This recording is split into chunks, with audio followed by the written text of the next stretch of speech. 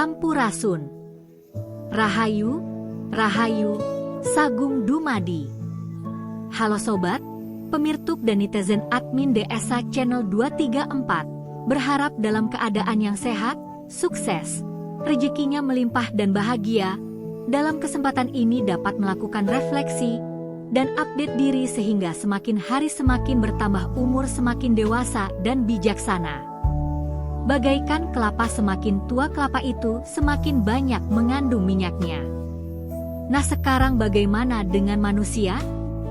Umumnya orang hanya membangun badannya saja, tanpa disertai dengan keseimbangan jiwanya yang seharusnya dilakukan secara seimbang dan harmonis. Mengapa? Sobat, netizen, dan pemirtub yang sukses dan bahagia, sebutan bagi seorang ibu dalam masyarakat Sunda berspiritual mata holang, yang merupakan ungkapan bahasa Sunda yang berarti sumber sekaligus pusat kehidupan atau ujung tombak dalam kegiatan. Penyebutan nama ibu ketika disandingkan dengan nama ayah, tentu saja penyebutan nama ibu menjadi lebih dominan daripada penyebutan nama ayah. Misalnya, dalam bentuk penghormatan maupun kepatuhan anak kepada orang tuanya dalam kehidupan sehari-hari, tentu saja lebih mengutamakan ibu daripada ayah selaku orang tua. Bukankah ada pepatah yang mengatakan bahwa kasih ibu sepanjang masa? Artinya bahwa kasih ibu kepada anak itu tidak terbatas dan takkan berkesudahan. Tetapi kasih bapak kepada anak itu sepanjang jalan, artinya bahwa kasih bapak kepada anak itu ada batasnya. Juga istilah nama ibu dipakai sebagai nama bumi disebut ibu pertiwi. Pusat pemerintahan sebuah negara disebut ibu kota. Juga jari tangan dan jari kaki yang paling besar dan berkarakter dapat saling berhadapan dengan jari-jari lainnya disebut ibu jari, yang juga disebut jempol. Penempatan atau penyebutan ibu atau indung di hadapan ayah bukan hanya kebetulan atau atas kehendak sembarang orang, namun lebih berdasarkan pada adanya pandangan maupun pemahaman yang lebih menghargai ibu daripada ayah. Seolah-olah ibu merupakan pusat aktivitas atau pusat aktivitas manusia di dunia. Oleh karena itu, dapat dipahami bahwa di beberapa daerah terdapat masyarakat adat yang menempatkan ibu atau indung sebagai pusat ibadah maupun puncak kekuasaan tertinggi. Dalam sebuah keluarga, terkadang posisi ibu ditempatkan pada posisi strategis ketika terjadi suatu peristiwa yang mengguncang tatanan keluarga. Misalnya, kesalahan yang dilakukan oleh seorang anak seringkali terlebih dahulu minta maaf kepada ibu dan bukan kepada ayah, seperti yang tercermin dalam ungkapan bahwa ibu selalu memaafkan. Hal ini tidak hanya menunjukkan bahwa anak lebih dekat dengan ibunya, juga tampak adanya perlakuan khusus dengan menempatkan status tertentu pada seorang ibu dalam peradaban masyarakat Sunda. Bagi perempuan dalam menjalani peran sebagai seorang ibu bukanlah hal yang mudah dilakukan.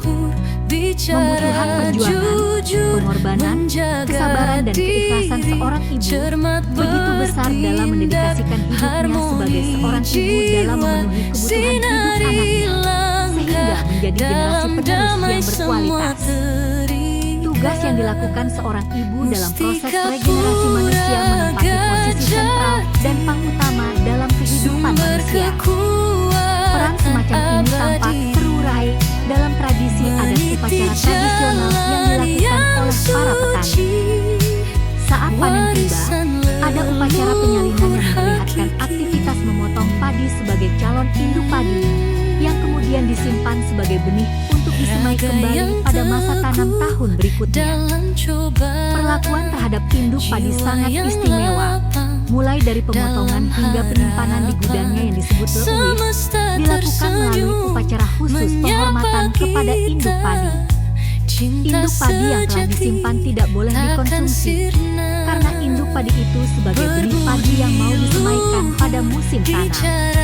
Ketika waktunya musim tanam, induk padi yang disimpan di gedung ratna inten atau leuwih mau disemaikan. Dalam mitos tradisional budaya Sunda kuno, perempuan sangat melekat pada sosok Sunan Ambu. Sosok ini memiliki peran sentral dengan memasuki area kritis dalam setiap peristiwa kehidupan yang dialami manusia di dunia. Sunan Ambu merupakan simbol Dewi Pengasuh maupun Dewi Penolong. Sunan Ambu juga merupakan simbol tertinggi dalam spiritual masyarakat Sunda yang menggambarkan bahwa dunia bawah, sedangkan laki-laki mewakili dunia atas atau langit. Indung bumi dan bapak langit atau matahari. Karakter Sunan Ambu dalam cerita puisi Lutung Kasarung misalnya merupakan sosok tertinggi di ranah kosmos Sunda.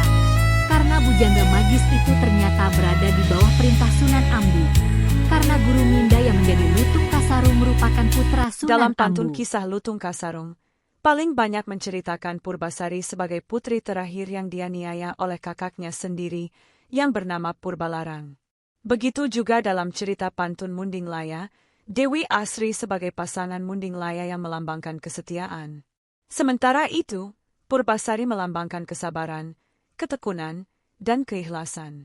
Dalam kisah Sangkuriang, Dayang Sumbi sebagai seorang ibu yang masih muda dicintai dan mau dinikahi oleh anak kandungnya sendiri yang bernama Sangkuriang. Tentu saja masih banyak lagi karakter perempuan penting lainnya dalam cerita Sunda, seperti kisah Inten Dewata dari Garut. Di Limbangan Garut ada cerita Rambut dan di Majalengka ada kisah Nyi Ambetkasi. Di Cirebon terdapat kisah Nyi Mas Gandasari yang sakti. Cerita Nyi Sumur Bandung.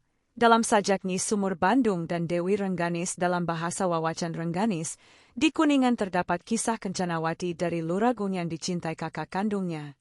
Kisah Nyai Rara Sumanding, putri Cina istrinya Sunan Gunung Jati Cirebon. Peran perempuan dalam arti glorifikasi, perempuan lebih jelas dalam upacara yang berkaitan dengan adat istiadat pertanian. Dimulai dengan kisah mitologi Sang Hyang Dewi Sri, dengan berbagai praktik terkait perlakuan khusus ketika musim menanam padi.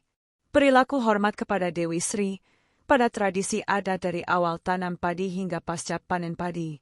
Ini penuh dengan upacara dan mantra untuk memulai sebuah karya.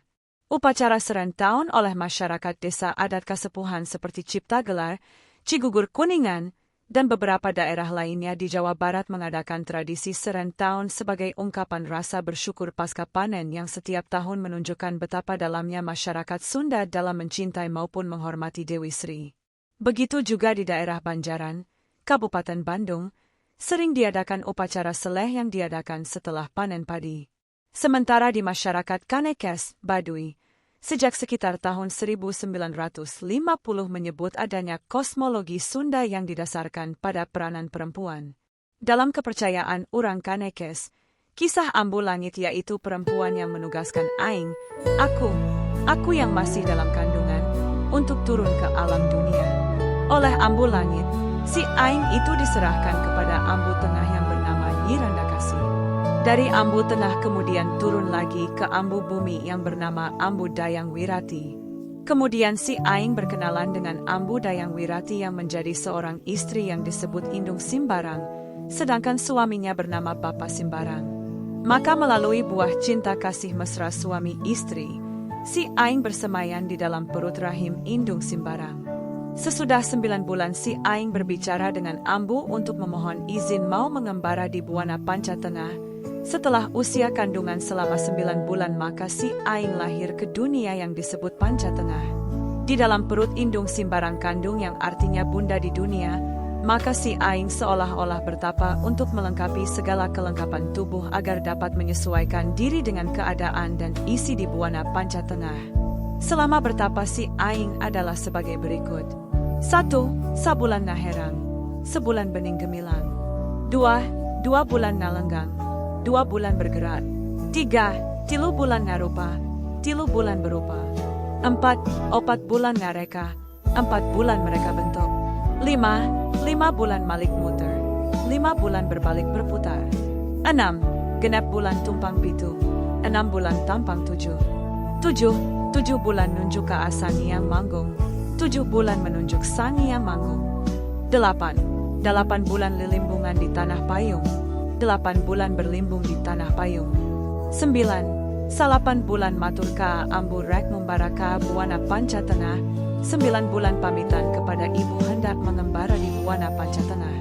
Indung menjadi tokoh sentral spiritual masyarakat Sunda. Kesempurnaan spiritual seorang manusia memunculkan keagungan aspek humanis sebagai simbol dirinya. Dalam konteks seperti itu, memuliakan ibu merupakan simbol kesempurnaan bagi pencapaian spiritualitas yang dihayati melalui praktik nilai-nilai luhur pada pribadi manusia yang berkarakter. Ibu merupakan simbol kehidupan, simbol kesuburan, simbol perdamaian. Ini juga menegaskan bahwa puncak spiritualitas tidak hanya dicapai melalui pembacaan literal ayat-ayat kitab suci, tetapi juga melalui penyebaran dan penerapan pesan ilahi melalui praktek perilaku kemanusiaan seperti seorang ibu yang selalu memberikan upaya terbaiknya untuk pembentukan pribadi dan karakter anak-anaknya. Seorang ibu tidak pernah egois untuk kepentingannya sendiri. Seorang ibu menemukan esensi kebahagiaan dalam hidupnya melalui kebahagiaan anaknya. Seorang ibu selalu berbagi hidup dengan orang lain. Dalam konteks ini, seorang ibu atau wanita diyakini memiliki vitalitas yang lebih tinggi daripada pria.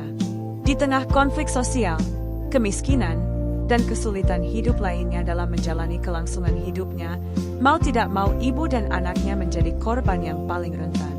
Namun, dalam kondisi seperti itu, mereka mampu bertahan dan bangkit dari keterpurukan dan ketidakpastian hidupnya. Maka naluri alami sebagai intuisi dan kekuatan rasa untuk merawat dan melindungi anaknya, seorang ibu mampu mengatasi segala masalah yang dihadapi anaknya seperti sakit dan menderita. Kekuatan spiritual yang diperoleh melalui pengalaman hidup manusia yang diwariskan dari leluhurnya secara turun-temurun, doa seorang ibu untuk anaknya terungkapkan melalui lagu Pupun dan Ati, Neleng Nenggung dan Ayun Ambing, ditulis oleh Ibu Rama.